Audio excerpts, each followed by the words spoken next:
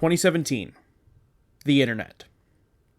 Back in 2017, a post appeared on the website known as Reddit by a user named P.A. Leskowitz, detailing a forgotten video game for the PS1 called Petscop that was made in 1997. The original poster then ends the post with, quote-unquote, "there is something hiding in it." This seemingly not out of the blue post has spawned a level of intrigue that is unmatched. What on the surface seems to be a trivial child's platformer game turns out to be not the case. Hidden underneath the surface lies a complex, creepy, and ominous story laced with difficult themes such as child abuse and other crimes, with a story so intricate and mysterious it is extremely difficult to understand. What is this game, and who developed it? What were the motives and influences to tell this story? And what about the tie-in to a possible real-life criminal case? However, there's a twist. This game does not exist in the first place. Today on Unblurring the Unknown, we dive into perhaps one of the largest rabbit holes that I've ever dived into in recent memory over perhaps the creepiest game that doesn't exist, Petscop.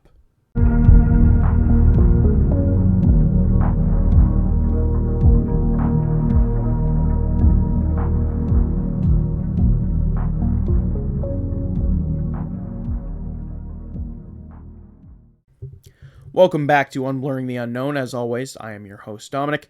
And now this week's episode was made mostly from you all, the listeners. Now, I put out a poll on my Instagram doing a vote in the week prior about what topic you would like to see me cover next, with Internet Mystery winning that poll, and then Paranormal being a very close second. So, with that being said, I decided to do the Internet Mystery this week, and then go back into the realm of the paranormal in the next episode, just to appease you all who voted for the paranormal. Now, today's episode is very different from everything that I have done before. It is a brand new category that I have yet to cover at all up to this point, and to be honest, I'm very excited to see what you all think about it, and that category being Internet Mysteries, but also ARGs, and the dark side of the internet, which can often just be as mysterious and as perplexing as many real-world events that we often discuss on the show. Now, before we dive into today's topic and the whole story behind it, we need a little context about everything. Now, my goal for this episode is to try and summarize everything as good and as concise as I possibly can, while on the same page, I want to make sure that you all, as the listeners, understand all of the moving pieces and kind of every intricate detail when I'm trying to tell this story, and I'm trying to tell it in a very easily digestible way. With that being said, throughout my research, I watched numerous videos, most notably the almost 4 hours of videos that Nexpo put out on YouTube about Petscop. And if you want a huge in-depth analysis from start to finish, pretty much like almost frame-by-frame analysis, he's your guy. Definitely go check it out. He looked at pretty much every little tiny aspect of the game, and I just watched so many YouTube videos on it, but he obviously, I feel like, does it the best. Now, there are also a plethora of essays out on the internet that go through every kind of nook and cranny of the game, overanalyzing pretty much everything. You can find those as well. However, I could have done that. However, I just simply don't have the time to do that with my limited schedule, and really my own sanity for that matter, when it comes to doing all this research by myself. So with that being said, like I mentioned, I wanted to make this as concise, as easily digestible as possible, while kind of skipping over some of that stuff that might not be very important to you as the listener to understand the story. It's very easy to watch a YouTube video on this topic and you see kind of every little bit of the game, and it's easier to follow.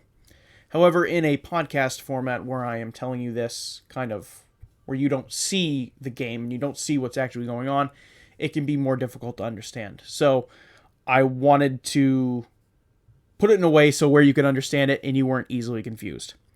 And I'm going to provide as much info as I possibly can so you can all understand it, like I said. Now, that might end up making this episode a little bit longer than usual, so just a heads up. And on the term of heads up, within the game, there are themes of child endangerment, as well as child abuse, and those will be mentioned in today's episode. So please, listener discretion is advised for this. If those are kind of touchy subjects for you, you might want to skip this one out. If you get sensitive by that, again, you might want to sit this one out. Now, finally, before we get into the story, this topic will be a little bit different than weeks past, as this is not really an unsolved thing, so there kind of won't be a theory section at the end like usual. And at the end of this episode, instead, what we will discuss is possibly what was the designer's intent, and if maybe there were some real-world events that inspired the making of the game. Now, I have mentioned in the beginning, and judging by the name of the game and the name of the episode, this game is not real, and it was developed by a developer that we will get into a little bit later once we tell the entire story of the game first. Now, without further ado, let's dive in to the story of Petscop. Our story starts with the Reddit post and the subsequent YouTube videos that were posted. The first video was posted on March 12th, 2017 under the account name of Petscop. The YouTube video started on the date in 2017 and continued for 2 years until late 2019. Over this 2-year window, 24 videos would be posted to the Petscop YouTube channel, with each one telling a little piece of this fragmented story. Now, with that being said, I'm going to climb into each one, and I'm going to tell you how this whole story breaks down. Like I said, there's 24 videos, there's almost 5 hours if you watch every single one. I'm going to break them down and put them as concise as I can, like I've mentioned before, just so you stay with me and you don't get bored and you kind of you stay on the roller coaster ride with me, and you are able to understand and follow along with me. So let's start breaking this all down. Let's start with Petscop 1. Our story in the game opens with the PlayStation logo and its classic startup sound, followed by the developer name of Garalina shown across the screen. We are introduced to the person making these videos, a man by the name of Paul, who we assume is his name, as that is the name he put on his save file for his character. Now, it is clear that Paul is making these videos as some sort of let's play for a friend who will be mentioned a little bit later. Now, Paul is doing this perhaps to prove to his friend or perhaps a family member that this weird game he found is indeed real, and that he wasn't making it up when he said that he had found it in his house. When Paul jumps into the game, the word Petscop in pink can be read across the screen with a gift box that is floating behind it as it sort of kind of moves around on the screen. We are introduced to the playable character, who is a yellowish green in color with a large head, big feet, and no hands or arms. Now, the game is originally presenting itself as a brightly colored game that involves the player completing a series of puzzles to collect pets, similar to that of Pokemon, for example. As Paul navigates this space in the first area of the game, known as Even Care, he solves some puzzles and catches some pets, all while the game's interactive dialogue seems very strange in terms of its wording, with seemingly these text boxes making some connections to the foster care system, as interactive dialogue boxes continue to tell you about these pets that you're catching and how they are afraid and how they are looking for new homes, kind of just very odd. Now, towards the end of Petscop 1, Paul heads into a room where there is a pet to catch named Ronith. When Paul tries to catch Ronith, it moves out of the way and seemingly cannot be caught. Stumped, Paul finds a note that came with the game and thinks that it might hold a clue on how to catch Ronith. It reads, and I quote, "I walked downstairs, and when I got to the bottom, instead of proceeding, I turned to the right and became a shadow monster man. 6/13/97. For you. Please go to my website on the sticker, and also go to Ronith's room and press start and press down, down, down, down, down, right, start." End quote. Now, when Paul enters what is believed to be a cheat code, the cheerful background music stops. Paul exits Ronith's room, and when he does, the game seems to abruptly freeze. The game then transitions from this all-black screen back to the game, and shows Paul's character standing in a grassy field in front of a small brick building, which later on in the game, we find out that this area that he is in is called the Newmaker Plain. After walking around in this empty grass field, Paul finds what looks like to be a wooden cellar door, but with no way to open it. This is where Petscop 1 would end. Petscop 2. Now, as the game is running for what we assume is a couple hours, and Paul didn't shut the console off, the wooden cellar door in the grassy field opens, and Paul naturally goes inside. Paul alludes to the idea that he hasn't seen this part of the game yet. Again, during this time, no music is playing anymore, and after going down the stairs that followed the cellar door, we are greeted with a loading screen, and Paul is suddenly in a different room than the one he came down into. He enters a long hallway, and in the game a phone can be heard ringing. Paul gets to the end of this ominous hallway and enters what looks like to be an office. The phone is in the office, and Paul uses his character to answer the phone. A text box then appears across the screen with the quote, "Care left the room," which seems odd, but we'll find out later that Care is a person within the game and is a vital character in this whole entire story. After further investigating the office, Paul finds a clipboard with a sequence of letters with a face next to each one, which we later on discover are certain faces of Care. Now on this clipboard we can see the faces of Care A, Care B, and Care NLM. As Paul explores this area under the Newmaker Plain more, he discovers a roadway where cars are driving by. He also finds another small house underneath, and a gravestone with the name Michael Hammond on it, with the dates of 1988 to 1995, implying that this was the gravesite of a 7-year-old boy. On the gravestone are underneath the dates on the gravestone are the words, "Mike was a gift," which is a little strange to say the least. Now, when exploring the basement of the small house, Paul finds a young girl on top of a dirt pillar in the middle of the room who appears to be crying. This turns out to be Care, like I just mentioned. Now, with no way to seemingly get Care down from this pillar, Paul leaves the room and enters the top floor of the house, to which he finds a daisy sticking out from the floor. Paul is able to interact with the daisy flower and pluck the petals from it. Now, quickly plucking the petals from the flower can be assumed to be a reference to the loves me not rhyme. Paul picks the petals from the flower and ends up on what we assume is Love Me Not. When arriving back in the basement, we are greeted with perhaps one of the more disturbing images of the game. The pillar Care was on descended, and she looks to be almost glitching in and out of the game, with the lighting of the room a blood red color.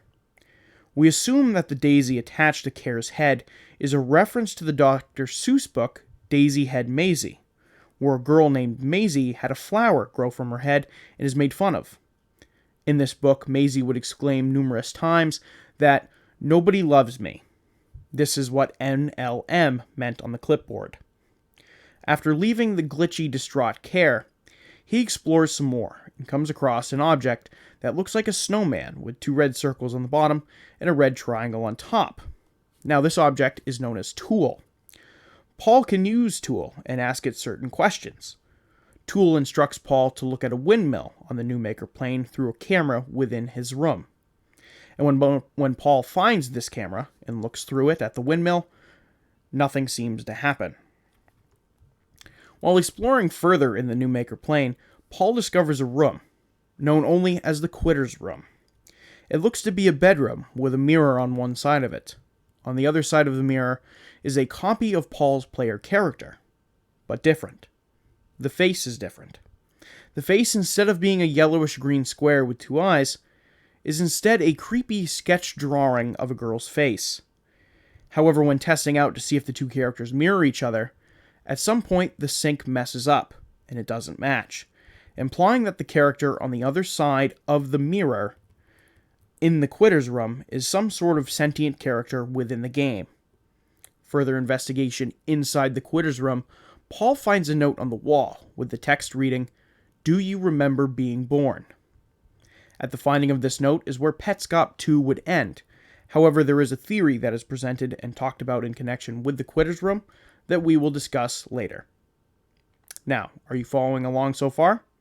So far, we have had connections to the childcare system in the first video, and more themes of child abuse, but obviously, this is just the tip of the iceberg. Petscop 3. Now, during Petscop 3, Paul explores more of the Newmaker plane. We are introduced to an area known as the Child Library. In this child library is a puzzle on a display stand, and when entering, certain facial features from faces found in the environment opens up gateways to other rooms. Most notably, the bedrooms of other characters within the game. Most notably of those include Michael's room, which would be the 7-year-old boy who we know has passed away, and also Care's bedroom.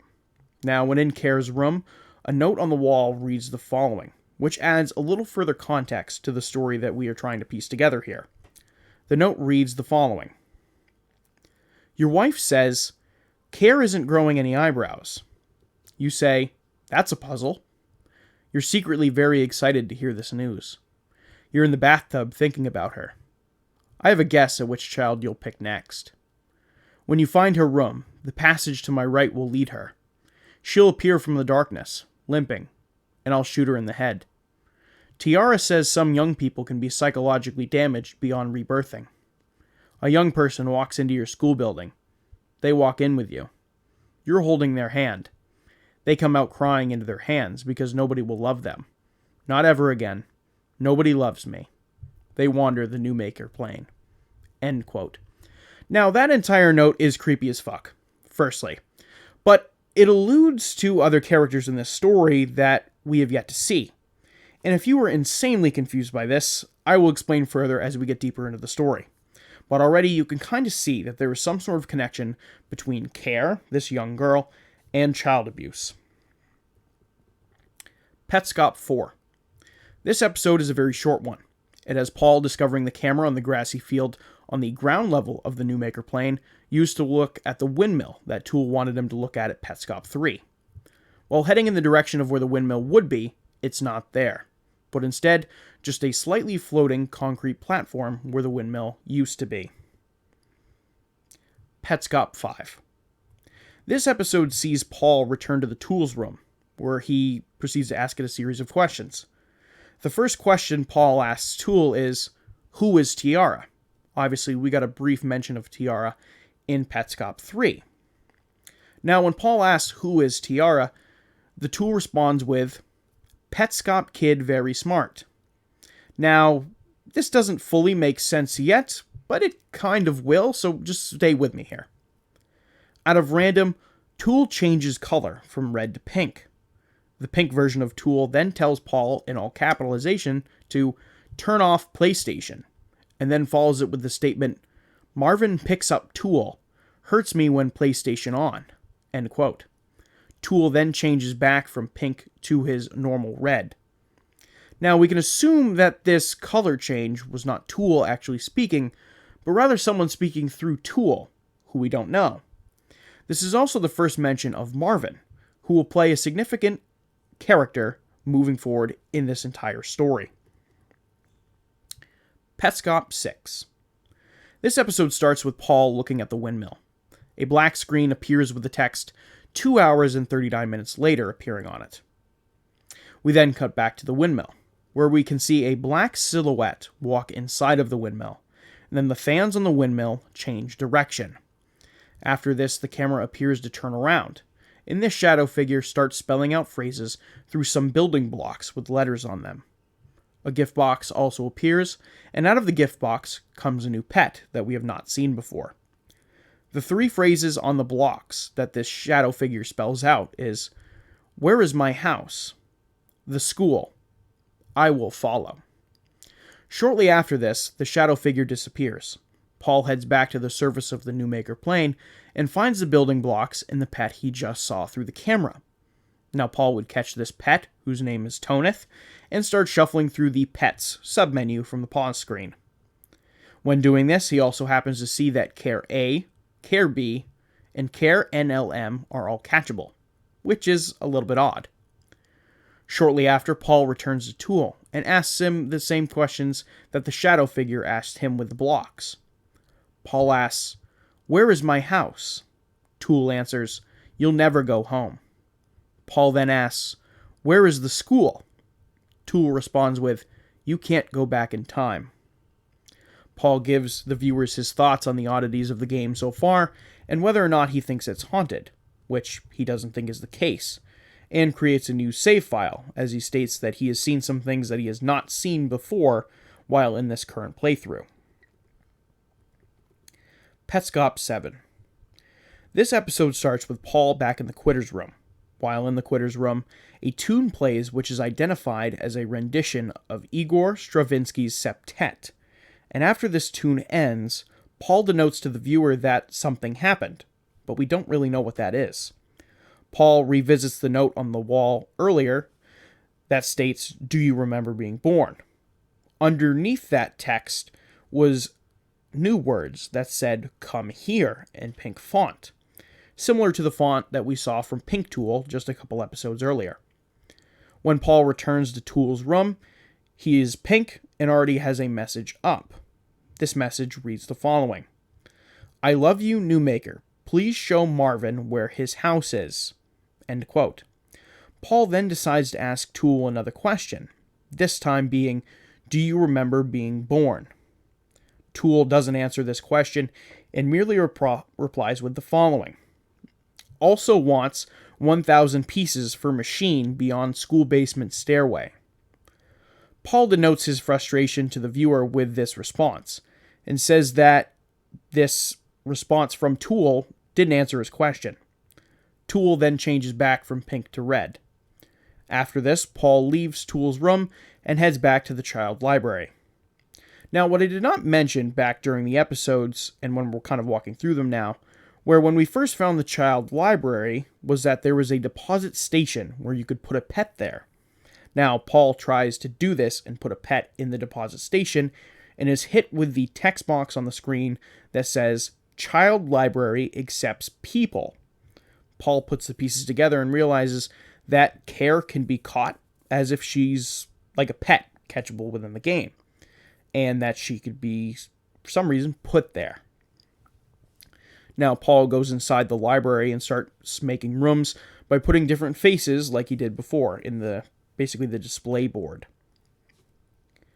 Now, he inputs the face used to generate Michael's room originally, except this time without eyebrows, as he thinks a mention of them holds some sort of significance. A new room is then generated. When Paul goes inside, there is a table on the right side of the room with a black sensor box on it. Now, it is not clear what was censored on the table, as that is never disclosed to us. At the end of this episode, we are met with another plain title card stating that we've had to censor something, and states other objects that would be censored in the upcoming videos. This implies that even though Paul is making the videos, he isn't the one uploading them, and someone is also influencing what we are watching from the outside of the game. Petscop 8.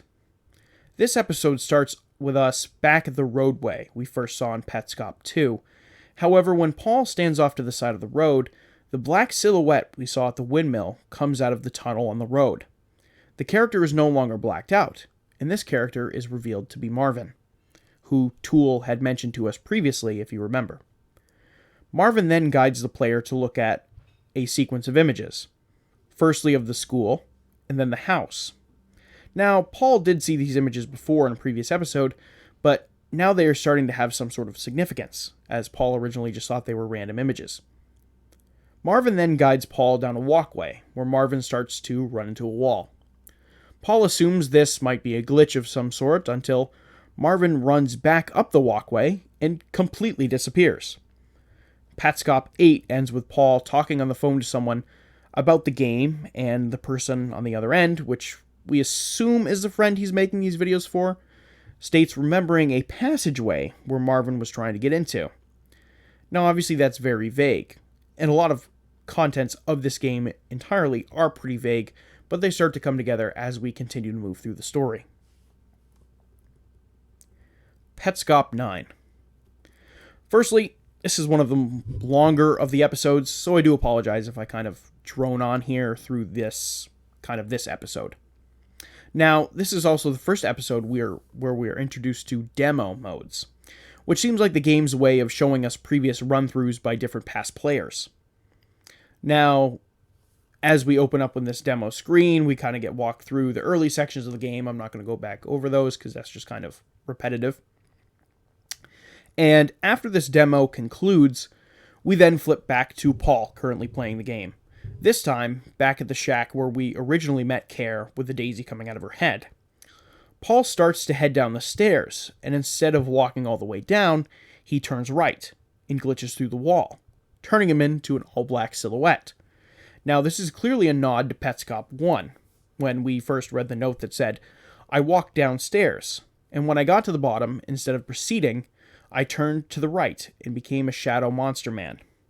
Now, in this state, Paul heads back to the ground level of the New Maker plane to find the windmill. Now that he's in this kind of all-black, kind of silhouette state, he can see that the windmill is there. It's not just a floating platform anymore. Whatever he did managed to make the windmill suddenly reappear. Now, Paul is able to enter inside of the windmill and finds numerous cogs that seem to be stuck together. Inside of the windmill as well is a silver tool. Paul picks it up and uses it to unjam the cogs. He gets some in-game currency for doing this, and the windmill starts making a low-pitched rumbling, and the fans now spin in the opposite direction. Inside this windmill is also a face on a sign. Paul takes note of this, returns to the child library, and inputs the face out of his shadow form. Now, when he inputs this face found in the windmill, he is greeted with the text, "You found her." A new bedroom is generated, and when he enters, there is a different note on the wall. It reads the following statement. "You must have guessed, but I was looking through your things. I found that picture from 1977 standing in front of an old windmill with your friend. You went there, and it was a bad idea. Your friend and the windmill both disappeared into thin air. Her sister was holding the camera. She took another picture minutes later. Just you. No windmill. No friend. You married her sister, and years later, your friend was reborn as your daughter. Your wife won't admit this is true, but I know it because I found the evidence. Your friend never returned with you, and the windmill was gone. I went to see it myself. Where is it? What did you do?" And then it is kind of signed off with Rainer, comma, New Maker.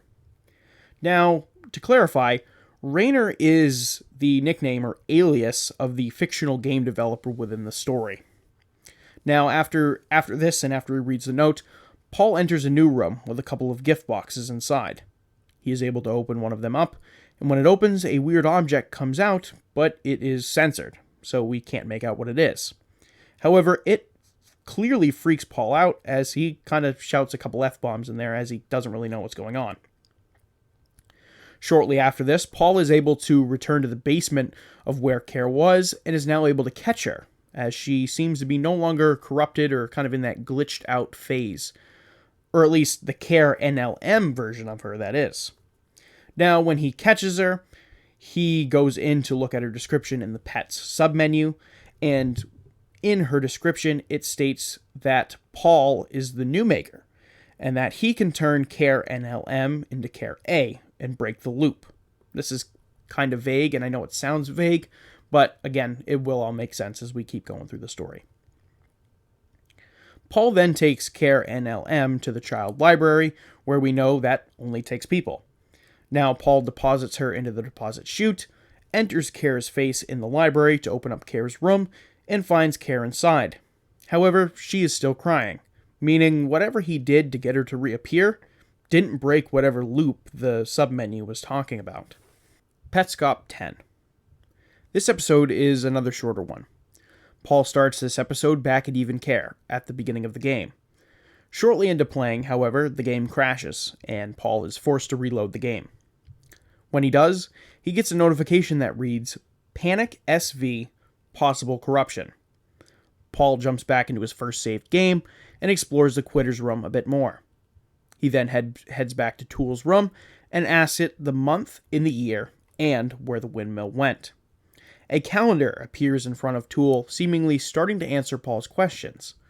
And then a black censor box appears, and we can no longer see what Tool was trying to reply to when Paul asked him these questions. Petscop 11. Now, this episode is also a very long one, so I'm going to keep it as short and concise as possible. Paul opens this episode exploring the New Maker plane. He discovers more references to cars, and he also discovers a house off in the distance. Now, this house looks to be the same house that the player looked at earlier, once alone, and then a second time with Marvin. Paul goes inside the house and discovers it is decorated for Christmas. Now, over the course of the video, Paul makes more connections that the story could have something to do with his personal life. He briefly touched over it in prior episodes, but now he starts thinking that not only is the story of Petscop telling him this story about care and child abuse, but also perhaps a connection between care and himself that maybe transcends the game. The more you think about it, the weirder that sounds. While exploring the house, he discovers a series of calendars, which each have different meanings.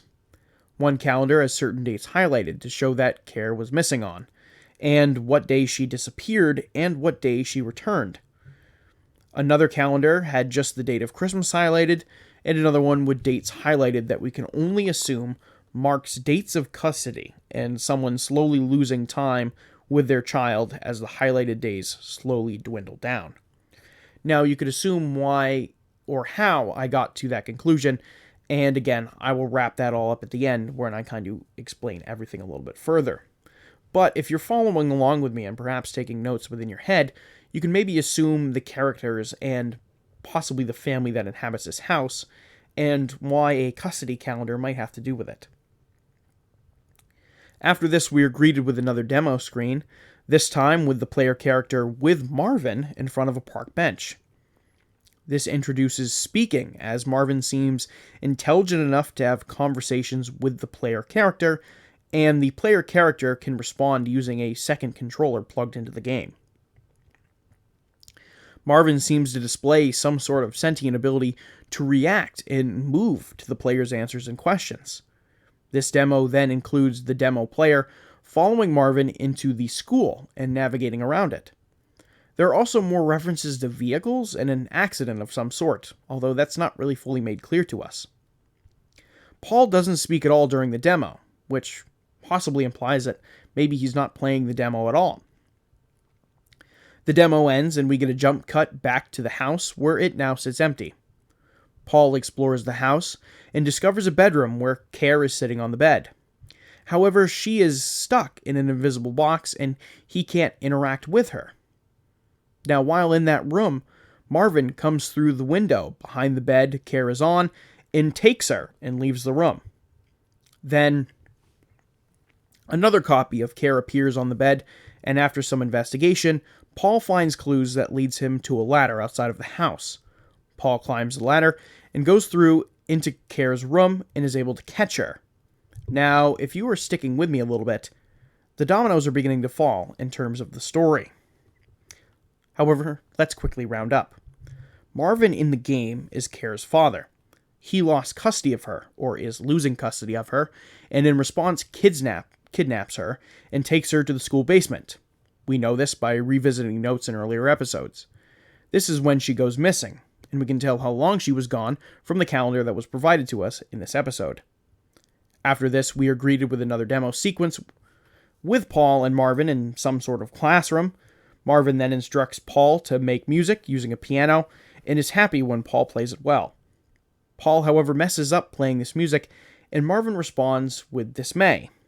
Marvin goes on to say, "Tiara plays bad music too. Do it right next time." Now again, we are constantly introduced to new characters throughout the episodes, and I hope you are following with me so far. Petscop 12. This episode is another demo, and introduces us to the character of Belle, who is seemingly playing the game in this demo. Paul seems to be a not factor in this episode as he can't be heard speaking throughout it. Now, the game communicates with Belle by telling her how long she has been playing the game for, and how long she's been having it running. By saying, Belle has been playing Petscop for 553,758,221 seconds, which is a very long time. How long of a time you're guessing? This equates to 17 years, 6 months, 17 days, 5 hours, 43 minutes, and 41 seconds. Which is extremely insane if this happens to be real, but obviously we know this is a story. The game continues to talk to Belle as she navigates through the game, and goes on to say that it is calling her Belle because that is who she is, and that she would have been Tiara if she had not given up, and that since she has given up, she's gone. Petscop 13. This episode doesn't give us a whole lot of clues to add to the story. Paul is back playing the game on a different save file, and begins to notice some similarities between certain room layouts within the game. He catches a few of the old pets he's caught before, and instead gets a new text box that he is yet to see that reads the following: "Please leave the PlayStation on when you leave. You can stand up now." Again, another extremely vague text box that really is more or less adding to the confusion and not really adding us any context to the story. Petscop 14. This episode also starts with a demo screen. However, Paul is watching it while in the house of Care and Marvin. The demo gives hints about how to solve a certain door opening puzzle. There's a jump cut back to the main game where Paul is attempting to solve this puzzle. During this video, Paul alludes to the idea that he has attempted this puzzle dozens of times, and it starts to sink in as to the viewer just how long Paul has been playing this game for. Once Paul solves this elaborate door puzzle, the game restarts. However, when it boots up again, the Garalina developer logo is crooked, signifying something has changed. When Paul goes to play the game again, the only save file on the game is one titled Strange Situation. His save file is no longer titled Paul. It is titled Strange Situation, which is incredibly odd, but we will touch on that a little bit later. When Paul boots the game back up, he is greeted back into the house of Care and Marvin. Now a birthday party is going on, and it seems to be Care's birthday party, or someone within the family's birthday party, and you are seemingly in the place of Care in this scenario, and text boxes start to pop up talking about Care's nervousness at the party, and phrases such as, "Why are you covering your face?" Other text talks to us as well that Paul seemingly, over this entire thing, and I hate to stop my train of thought there, while Paul is playing this section of the game, and it kind of seems like you are in the place of Care at this birthday party, and people are asking you, "Oh, why are you covering your face? Why are you hiding?" Things like that kind of don't really make much sense. Paul starts to recognize some of these phrases and some of these conversations that people are trying to have with him in the game as conversations that he has had in his personal life. And it starts to get more strange between the connection that is starting to form between Paul and Care, possibly implying that they could be related or even the same person. But that doesn't make sense, as Paul is playing a game. Why would the game have any correlation to him or his personal life? We're not fully sure quite yet, but it certainly is weird. After this kind of brief time within the game and within the house, the game crashes once again.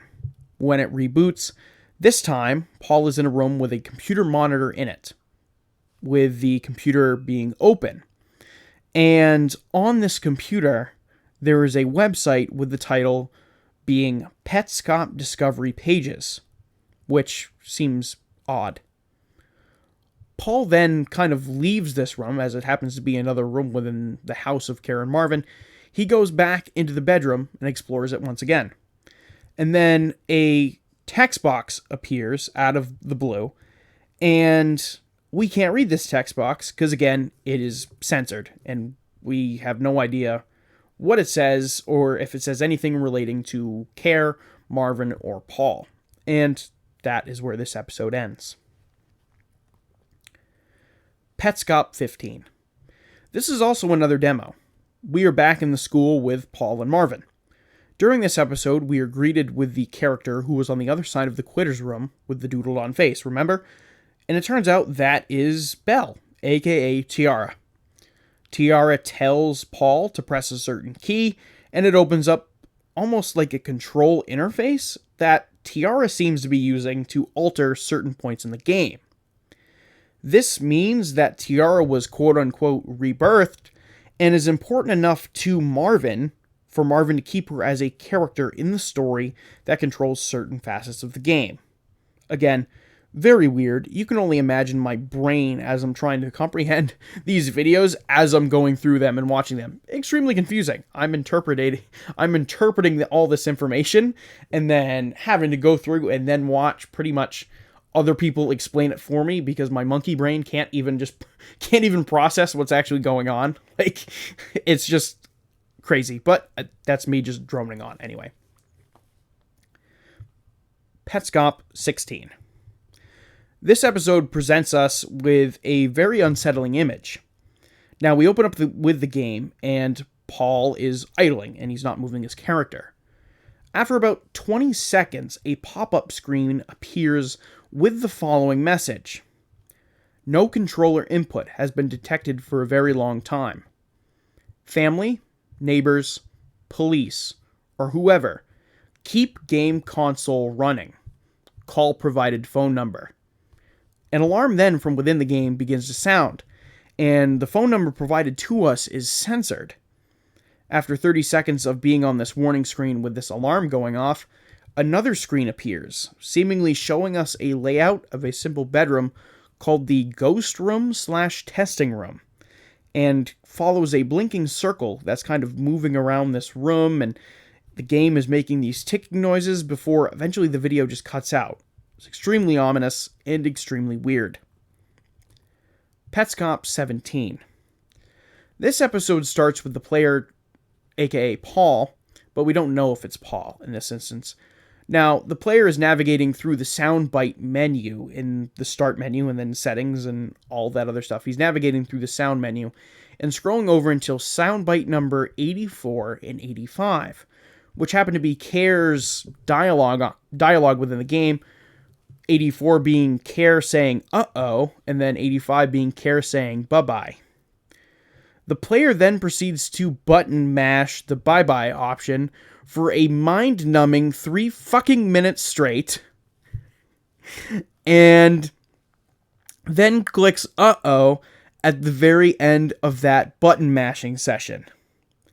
Now, by doing this, the player who did this button mashing then opens up a hidden recordings menu where the player opens a recording titled House and then scrolls through various versions of that recording.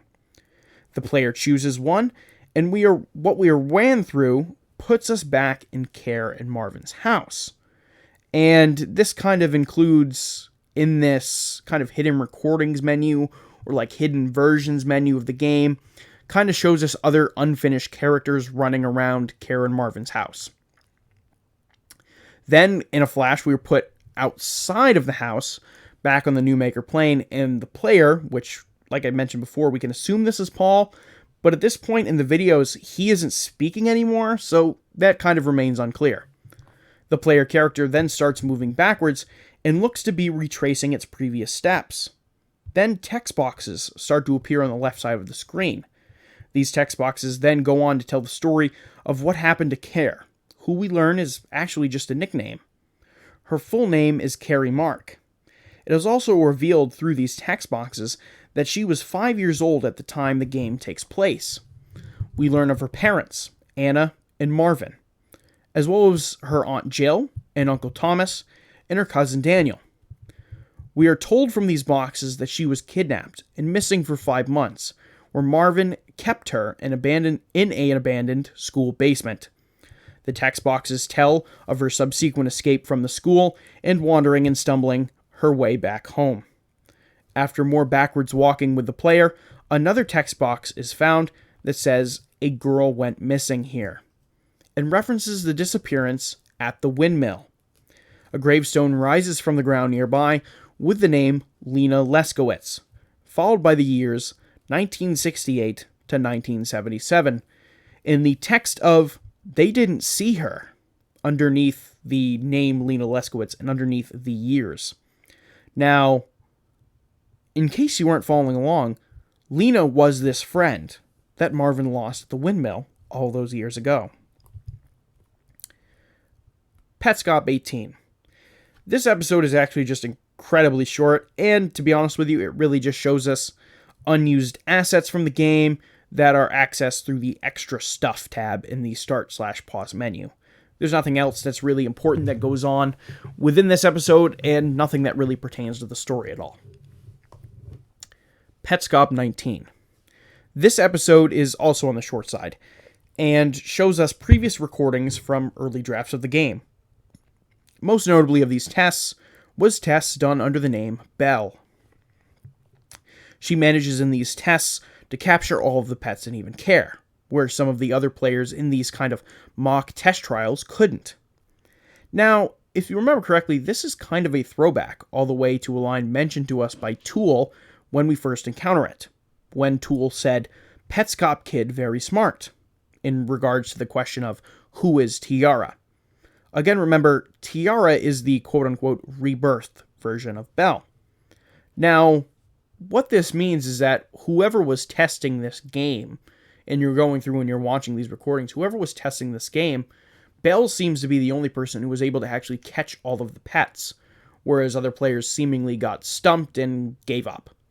So when Tool responds with the line, "Petscop kid very smart," what it's referring to is actually Belle being able to capture all of the pets and solve all the riddles within the game. Now, if you're also following along with Tiara being the rebirth version of Belle, we've talked briefly about the process of rebirthing, and it is mentioned quite a bit in the story.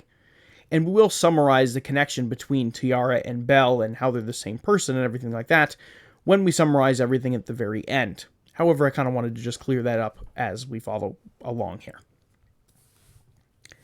Petscop 20. Petscop 20 shows us a new test run.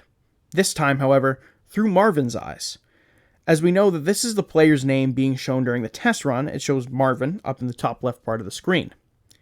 During this run, Rainer, the mysterious fake game developer who we don't really know much about at all, is showing Marvin different parts around the game. Eventually, he leads Marvin to a room with a series of objects on different display pillars. Now, because of the varying shape of the objects, it is believed that these were actually the censored items that we have seen over the course of the game. When going through these objects, Rainer stops at a vase with a flower on it. Now, this vase possibly holds the biggest insight into the story, but also contains one of the more troubling texts to read in the game. Now, when Marvin seemingly interacts with this vase, the following text box pops up. "You showed care, her red blurry reflection in a vase. You said, 'Do you see that? Do you see how ugly you are now?' Care squinted her eyes. The reflection wasn't clear at all, but as you began to describe her grisly deformities, she began to see them. 'Nobody wants to see you like this,' you said. But she bravely escaped and returned home." End quote. That's the end of the text box. And that's some pretty fucked up shit. And again, continues to brush on the idea of child abuse and all this other stuff that is very difficult to talk about. Now, later on in this episode, we can see Marvin navigating to Tool's room and then asking Tool, "Did you find Lena?" To which Tool responds with, "I don't know." Petscop 21. Now, this episode is kind of a funny one, and to be honest, offers a little bit of a brief moment of pause and humor in a story that is completely devoid of it up to this point. Now, this episode is really just another recording test, with the name in the top left corner being care-dancing-sign, and the player seemingly moving at random in a hallway within the game. Now, what seems to be random actually isn't. And if you sync the player's movements with the song "The Sign" by Ace of Base, it is actually what seems to be Care controlling the character to dance along to the song, which is kind of cute, and like I said, offers a little bit of a brief humor break in terms of this really kind of thick, robust story about child abuse and rebirthing and these characters that we're not really sure their story, and it's confusing. And like I said, very thick and very heavy of a story, and this is kind of the brief little break in all of that. Petscop 22. This episode is kind of confusing, and I'm going to clear it up as much as I can throughout this portion of our whole episode. This episode of Petscop throws us back in time to what we can assume is shortly after Petscop 10. Paul asked Tool where the windmill was, and the answer came out, and it was censored, remember? I think we remember this back in Petscop 10. Now, we know what is censored, and what was censored on the text boxes was possibly coordinates. Because now in Petscop 22, Paul is having a conversation with his friend on the phone about trying to solve where the windmill is possibly located in the real world. While talking on the phone to a friend, and we learn more about the connections and extreme similarities between Paul's real-life family and the family members within the game. Paul's character walks over to the roadway, where in an instant, his character is struck by a car, which is strange. As before, this has been noted that the cars seem to avoid the player. Then, while the game seemingly is sitting silent for quite some time, the Tiara character that we first met in the Quitter's Room appears and stands in the middle of the road. The line to Paul's friend, or the friend that's on the phone with Paul, stops. It goes out, and this friend stops replying to Paul, which is incredibly eerie if you watch the video. As it turns out, this friend that Paul has been talking to a big chunk of the series is named Belle. Belle happens to have an in-game counterpart of the same name, and Tiara represents her. Later on in this episode, we fast forward to the player being in some sort of school counselor's office. While in this office, and what we assume is the counselor talking to Paul, they make numerous remarks towards Paul that don't really make much sense. Paul then plays a board game with the counselor called Grave Robber, which includes one of the pieces being a smaller version of the windmill that we have seen throughout the story. Now, I'm not sure if this is alluding to the connections between Marvin's friend who disappeared at the windmill or not. That part I'm not 100% certain, but I have to assume to a certain degree that it is referencing her. Petscop 23. Now, even though there is a video after this one, Petscop 23 is essentially the end of the entire story, and albeit we've gotten significant ideas on how this story is laid out, this kind of wraps it all up. This episode opens with another demo of Paul inside the school. He enters a classroom, and Marvin is there. Marvin instructs Paul to select a bedroom layout from the series of choices that are hung up on the wall. This is kind of a creepy part, as it seems like possibly the real-life Marvin, or Marvin within the game, is trying to communicate with the real-life Paul in some kind of way about where he actually is. Kind of weird, kind of a little freaky, just kind of totally strange. After this, the Tiara character shows up in the classroom, and Marvin leaves the room. Tiara then walks over to the chalkboard in the classroom and puts a code on it, which ends up being the code to a lock on a locker in another part of the school. When Paul opens this locker, he is greeted with a purple and pink multicolored Easter egg. Next to the Easter egg is a note that looks like to be one of a mother wishing her child a good day at school, and kind of nothing much more than that. Except when you start to read it. The name at the top of that letter is Tiara Leskowitz. After this, Paul wanders down to the basement, and if we remember correctly, this is where Marvin took care and left her. Paul walks down the stairs to the basement. Paul solves some sort of puzzle that involves dropping items down a pit until a door opens, and he finds Care B. Care B, of course, being the version of Care that she was after she was abducted. Now, if you remember, we briefly touched on Care A, Care B, and Care NLM as we saw them in a clipboard back in one of the first episodes. Now, for a quick refresher, what these acronyms stand for is pretty much the following. Care A being the version of Care that she was before the abduction from her father. Pretty much a happy-go-lucky kid.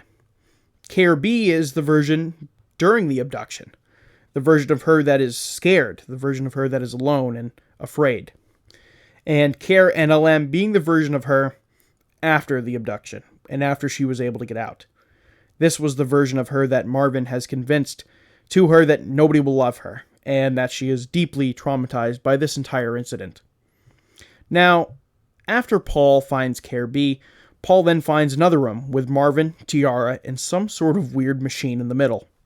The screen also takes on this blood red color, similar to the one we saw when we plucked the flower from Care's head earlier in the game. Paul instructs you to place Care inside the machine and play a song off a piano. However, Paul does the opposite and plays a different song, which irritates Marvin, and Marvin asks him to stop. Paul doesn't stop, and when the music stops and the machine opens up, Care is now a red and yellow Easter egg. Paul is able to pick her up and bring her back to the locker with the other Easter egg and put her there. Paul then walks out of the school, and we cut back to a still shot image of a computer in a room with a wall open, looking out into the Newmaker Plain. And then, main menu screen. The end. Petscop 24. Now, Petscop 24 is pretty much the ending credit sequence. However, we are given some background as to who Michael was. Now, it turns out Michael, this 7-year-old kid who had the gravestone all the way back in one of the first episodes, turns out that Michael is Care's cousin. And there are some remarks made about a birthday for him, which turns out to be the birthday earlier in the playthrough that I mentioned could have been Care's birthday. I'm pretty sure that was for Michael, actually. I could be wrong there. I know some people who are really passionate about this probably have a better guess on that one, so don't take that as set in stone, of course. However, during this end credit sequence, there are also remarks made, like I said, about his birthday for him, and that he's going to like his presents. Kind of weird placement of this, but I feel like this whole thing is weird, so oh well.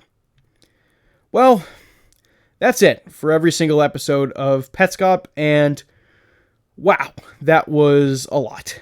Now, let's recap the story portion for you, because I can imagine you have all these questions, and if you've stuck with me this long, I hope to answer all of them as much and as well as I can. Now, there are a ton of questions and sub-theories about different things of the game, but I'm going to save that until after this brief story roundup I'm going to do for you, and then we will talk about some of those. Now, here's the entire story pieced together. Now, before I get into the entire story of Petscop, kind of broken down in terms of the storyline and everything, I want to give a big credit to other creators online who have done most of the heavy lifting here. Now, this is just me presenting it in a very easy to understand way, just so you as a listener can better understand the entirety of the story if you got kind of confused at parts during the episodes that I just walked through. So the story starts in 1977, when Lena Leskowitz and a windmill disappear when she is out with her friend Marvin. Marvin would then go on to marry Lena's sister, Anna, and they would go on to have a child named Carrie, aka Care. Now, for some reason, Marvin thought Care was the reincarnated version of Lena, and felt it upon himself to prove this, and get his friend back by, quote-unquote, rebirthing her through his own daughter. Now, because of Marvin's increase in disturbing behavior, Marvin and Anna get a divorce, and Marvin slowly loses custody over Care. Flash forward to 1995. Marvin would have his first attempt at trying to rebirth his childhood friend, except this time through his nephew, Michael. Except the rebirthing process doesn't work, and something goes wrong, and Michael ends up dying. This is now the start of a motivation/revenge plot for Michael's dad, Daniel, aka Rainer, the secret game developer, into some type of project for Marvin to pretty much show him how much of a piece of shit he is. That's at least not me sugarcoating it anyway. Now, Marvin also at one point tries to rebirth Care's friend, Belle, into Tiara, whose last name would be the same as Lena's as well. And she would then be what Marvin would describe as part of the family after that rebirthing process. However, it doesn't fully work, and Tiara is labeled as a quitter for backing out of the process. Now, during this time period is when most people consider the timelines between the one Paul is in meshes with the alternate one of Care's. And that's why we have the similarities in family structure, dates, and times in Paul's life, and why it all seems so similar. In 1997 is when Marvin would finally try the rebirthing process on his own daughter. Marvin would kidnap Care, take her to the abandoned school where he would attempt to rebirth Lena through her, which, like his previous attempts, doesn't work and leaves Care deeply traumatized. Care eventually escapes and finds her way home. Now, during this, the timelines start to mesh, and Care begins to see the world through the lens of Paul, and that's why many things are different and don't make sense to her. Daniel, aka Rainer, finishes the game and gifts it to Marvin, Anna, and Care on Christmas, and then kills himself. After obviously enduring this whole story and repeating it back into the game, Daniel clearly can't deal with the mental guilt, and that is why he takes his own life. Now, Petscop, the game, is then opened by the family, and they try to solve the story. Now, it seems more likely than not, this is where the alternate timeline with Paul and Belle, so obviously the other timeline's Tiara, try to solve the game from their reality, and it all seemed vaguely familiar, of course. Now, Paul and Belle try to solve the puzzle and its context clues to a past life they might have all had, and instead of Paul finishing the game and unraveling this kind of whole mystery like his family had intended, given perhaps he is the only one to fully understand the entirety of the story, he doesn't, and he stops playing, leaving perhaps some more secrets unknown to the viewer. Although those are widely believed to be the recap of events, obviously, I also put my personal input on there as well on what I personally think happened. However, we know the overarching themes of this entire game is child abuse, trauma, and as well, trying to move through the past. There's also themes throughout the game that are very far-fetched and hard to understand, so if that is still confusing to you, I do apologize.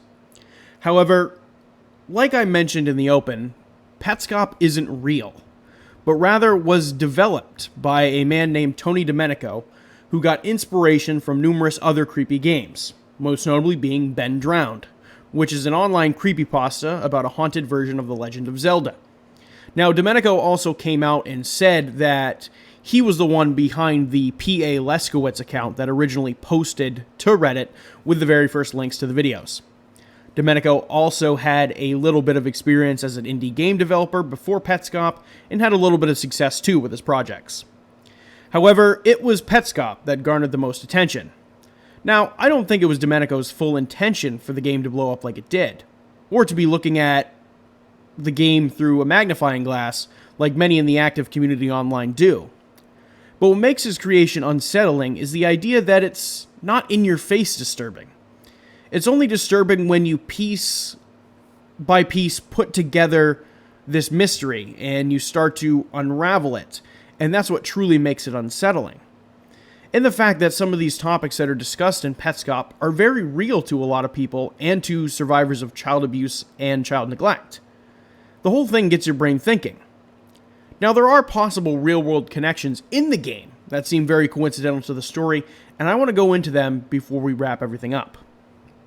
Now, with that being said, I want to get into these couple real-life connections, and like I mentioned in the open, there's not really theories here because we know the game is fake. We know it was created by Tony Domenico, like I just mentioned. We know that. But these real-world influences, I want to call them, play a vital role in the story, and I think that this is where the mystery really is. Now, this first real-world connection I want to go over is Strange Situation. Now, in the game, we saw that at one point, Paul's save file name was changed to Strange Situation, which is most clearly a reference to a child therapy experiment by the same name. Now, this experiment involved a parent playing in the room with their young child, the mother or parent leaving, and then the child being introduced to a stranger in the same room. This was used to test and see how much social anxiety and stress the child would be under. Now, I'm not sure the context in which it is used in Petscop, or why it is mentioned. Perhaps it is used as another callback to child trauma and child therapy practices. Perhaps the episode we get with Paul in the school's counselor's office, while they are talking and conversing with him, is actually maybe Care getting some form of treatment for the abuse. That's, of course, me just speculating, so take that with a grain of salt. Now, our second real-world connection involves a real-life criminal case, and a deeply disturbing one, so I do want to say listener discretion advised for this as well. Now, this one is called the Candace Newmaker connection. Of course, this is the big one. The game, according to some online investigators, makes a very strange connection between the Quitter's Room and a real-life criminal case of the murder of Candace Newmaker, whose name also matches the name of the plane in which most of the hidden parts of the game take place. Candace Newmaker was a 10-year-old girl who was adopted shortly after turning 5 years old. She was adopted from her previous family where her father was abusive. Now, right off the bat, there's a possible connection right there between Candace Newmaker and Petscop. Now, after settling in with her new adopted mother, Jeanne Newmaker, Jeanne noticed Candace's behavior wasn't great within the home and sought out mental treatment. She got numerous medications and none seemed to work. It turns out Candace was diagnosed with something called reactive detachment disorder, which has some similarities in symptoms between PTSD and borderline personality disorder. Now, reactive detachment disorder is often caused by a child not being able to properly bond with their parent or caregiver during infancy. Regular treatment for a disorder such as this one involves heavy amounts of psychotherapy and involves a therapist and loved ones holding and hugging the child. However, that's not what happened to Candace. Candace instead was taken with her adoptive mother to a treatment center in Evergreen, Colorado. Jeanne had paid $7,000 for a 2-week, quote-unquote, intensive therapy program with 2 therapists, who turned out to be unlicensed at the time of this incident. What the therapist did was something called rebirthing therapy. Now, before I continue, that sounds vaguely familiar to some of the themes we've heard in Petscop. Now, this type of therapy is usually a breathing exercise, but it expanded into something that more or less represents the physical rebirthing of oneself. Candace was wrapped in a flannel sheet and pillows to simulate a birth canal and was told to fight her way out of it. Now, among those in the room were the 2 therapists, Jeanne and 2 other quote-unquote therapeutic foster parents. Not really sure what that means, who those people kind of are in terms of Candace's life, but they were all in the room. Now, once Candace was underneath the sheet, the 4 adults, minus Janine, laid on the sheet, preventing her from getting out of it. Their combined body weight was 673 pounds, and they basically laid on her and crushed her underneath the sheet. Now, of course, Candace pleaded to be let out as she couldn't breathe. And 20 minutes into the session, she actually vomited underneath this sheet.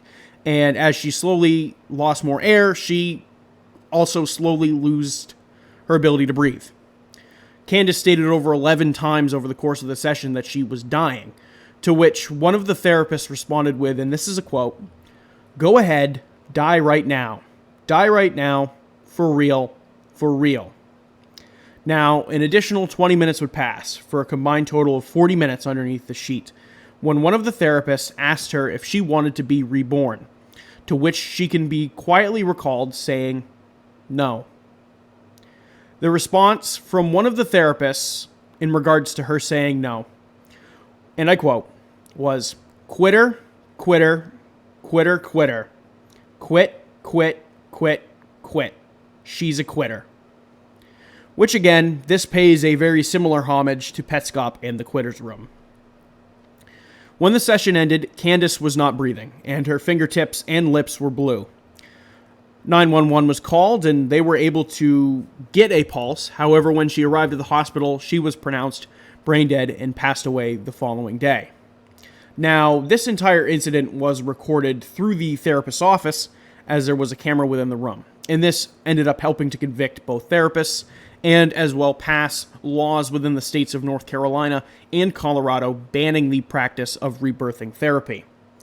Now, I did not mention the therapists' names because this happened back in 2000, and they have already been let out of their 16-year prison sentences by now, and I didn't want to mention it because I didn't even want to give them recognition, if that makes any sense. I feel like these two therapists were just absolute monsters. And me saying their names just gives them, I don't even know if recognition is the right word, because it's not. But it brings more attention to them when they shouldn't have any attention. And quite frankly, the 16 years was not enough. They should be spending life in prison for what they did to this little girl. And that is just my opinion, and I hope you all as listeners can agree with me. Now, many parts of the Candace Newmaker case sound extremely familiar to the game, including, of course, Candace's last name.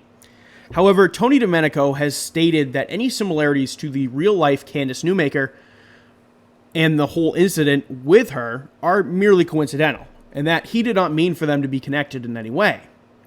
However, I'm not calling Tony Domenico a liar, but I kind of am. This is where I think that statement is false. If you line up this case with the game, we get extreme similarities from the quitter's room, the abusive father, the willingness to not be reborn, which was mentioned by Belle, aka Tiara, when stating she didn't want to be reborn. Albeit the story and the premise is very different, although I find it very hard to believe that the game didn't take inspiration from the Candace Newmaker incident and then just added a little bit more supernatural themes to the story. But with that being said, let's get into some final thoughts. Now, Petscop is a fascinating and equally disturbing genre of content that exists on the internet. And although it isn't an unsolved mystery, it has gained a large following with numerous people dedicated hundreds of hours to breaking down every frame for something that they might have missed. This was, of course, a large undertaking for me, as I alone probably watched over 6 hours of videos on this and read numerous additional articles and walkthroughs of the game from start to finish. Now, not only that, Petscop in general, and going through this entire journey I've taken and doing all this research, it is a stark reminder as well for those of us out there who are currently battling with mental health issues.